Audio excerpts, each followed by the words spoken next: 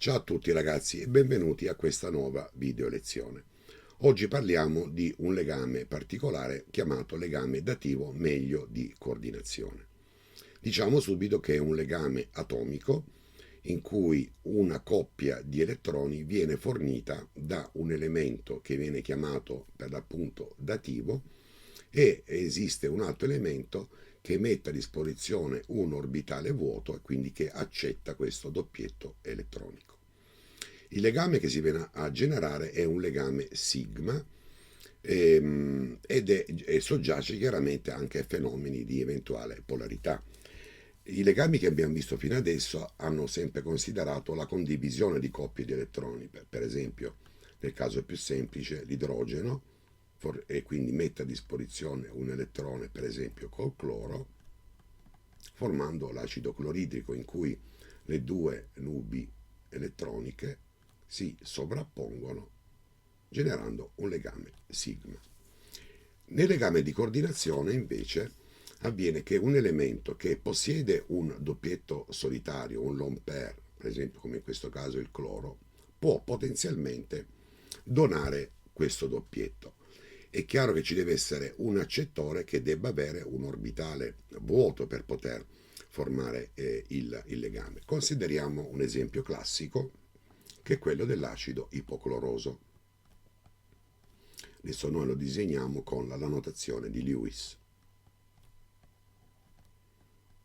Bene, il cloro presenta tre doppietti solitari e questi tre doppietti solitari possono essere donati a un elemento che libera, diciamo, un orbitale.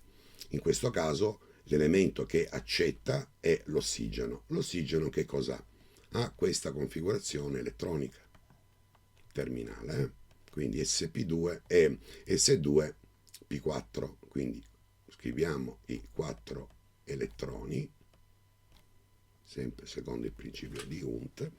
Che cosa accade? Che l'ossigeno può liberare l'orbitale py, per esempio, pz come vogliamo lo chiamiamo, questo elettrone salta nell'orbitale pz e quindi si libera questo orbitale. E in questo caso, liberando l'orbitale, che cosa accade? Che il cloro può ospitare, quindi può donare all'ossigeno il suo doppietto elettronico. Quindi se noi disegniamo l'ossigeno in questo modo, con i due elettroni spaiati e con una freccetta indichiamo il passaggio di questo elettrone nell'altro orbitale, che cosa accade? Che si libera un orbitale vuoto, che era questo che io vi ho rappresentato in figura. Ok? Quindi in questo caso il cloro che cosa fa? Quindi coordina, si dice, mette a disposizione il suo doppietto elettronico e quindi in questo caso si indica con una freccia il suo doppietto elettronico che viene accettato dall'ossigeno. Nello stesso modo è possibile che un altro ossigeno si vada a legare all'acido, quindi andiamo sempre a indicare i puntini spaiati.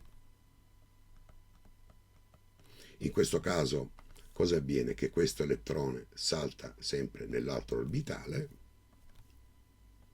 questo orbitale rimane vuoto e il cloro coordina un ulteriore doppietto con l'ossigeno. Ancora, se consideriamo un terzo ossigeno e facciamo sempre il discorso fatto precedentemente, i due elettroni spaiati, questo elettrone può saltare nell'orbitale, quindi andando a completarlo e lasciando uno nuovo, uno vuoto, e in questo caso il cloro coordina un ulteriore lone pair, andando a creare quello che si viene chiamato poi acido perclorico. Quindi dall'acido ipocloroso noi possiamo aggiungere tre ossigeni. Questo è il meccanismo che si genera.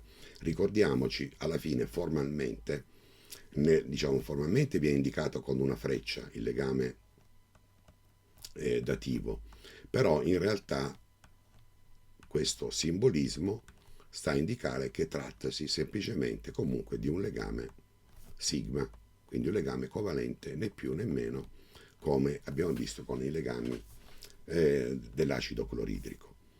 Quindi è un legame sigma ed soggiace chiaramente a tutti i fenomeni legati alla eventuale elettronegatività e alla polarità della molecola. Ora dicevo che i doppietti elettronici possono seguire tre vie essenzialmente. Possono rimanere immutati così come sono. Adesso vediamo alcuni esempi. Consideriamo semplicemente l'ammoniaca.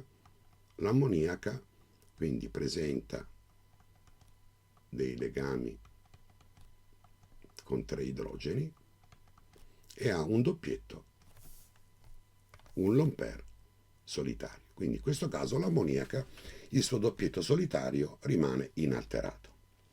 Oppure può fornire questo doppietto, quindi il secondo caso può fornire questo doppietto a un altro elemento che presenta un orbitale vuoto. Per esempio, se noi consideriamo lo ione H+, sappiamo che quindi l'idrogeno nel suo stato fondamentale presenta un solo elettrone, quindi se dovesse essere ionizzato presenta che cosa? L'orbitale 1s vuoto, e quindi in questo caso l'azoto può coordinare il suo doppietto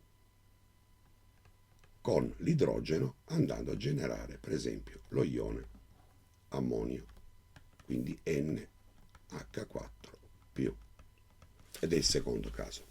Il terzo caso è un caso che adesso noi semplificheremo estremamente, quindi non andremo a spiegare i motivi, in quanto poi queste giustificazioni vanno viste quando andrete a studiare. Io ho già preparato le lezioni per quanto riguarda i fenomeni di ibridazione o della geometria molecolare. Consideriamo quindi chi non ha ancora studiato queste parti o deve affrontarle, quindi prendiamo questo discorso così com'è senza porci tanti perché, poi chiaramente chi l'ha studiato dovrebbe essere in grado di comprendere il concetto. Consideriamo l'SO3, l'anidride solforica. Allora, l'anidride solforica genera, quindi lo zolfo presenta che cosa? Un orbitale esterno, quindi S2P4, va bene? Quindi disegniamo i due elettroni dell'orbitale S, i due elettroni dell'orbitale P, che adesso magari vi disegno, ecco, un po' come l'ossigeno, 1, 2, 3 e 4, quindi 3P4, e il S2 è il 3S2, eccolo qui. Quindi disegniamo l'S2 qui per esempio, un orbitale completo qui, e poi disegniamo i due elettroni spaiati. Si devono legare tre atomi di ossigeno, per cui un ossigeno si va a legare perché presenta un elettrone spaiato, due elettroni spaiati, scusate, andando a generare un legame doppio, ok? Quindi S, scriviamo meglio, O, ma si possono andare a legare altri due ossigeni, come? In questo caso o attraverso la condivisione, così come abbiamo visto per il cloro, di un, in questo caso, doppietto elettronico, oppure possono dare origine a ulteriori due doppi legami. Perché? Alcuni elementi, quindi consideriamo la configurazione sempre dello zolfo, quindi 3S2, poi abbiamo 3P4,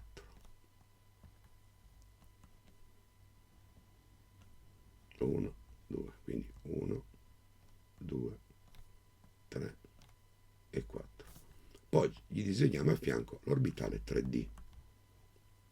Sappiamo che l'orbitale 3D presenta 5 orbitali, in questo caso è vuoto, Bene, per un fenomeno di ibridazione, ripeto, per chi non l'ha studiato lo possiamo accettare così come viene spiegato, accade che un elettrone dell'S salti nel D, un elettrone del P salti nel D.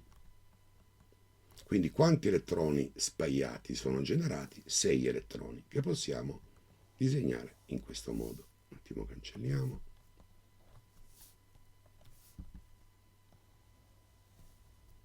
Quindi uno che è rimasto nell'S, 3 sono del P,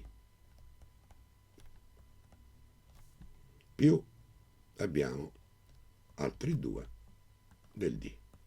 1, 2 e 2 rimangono vuoti, quindi S, P, D.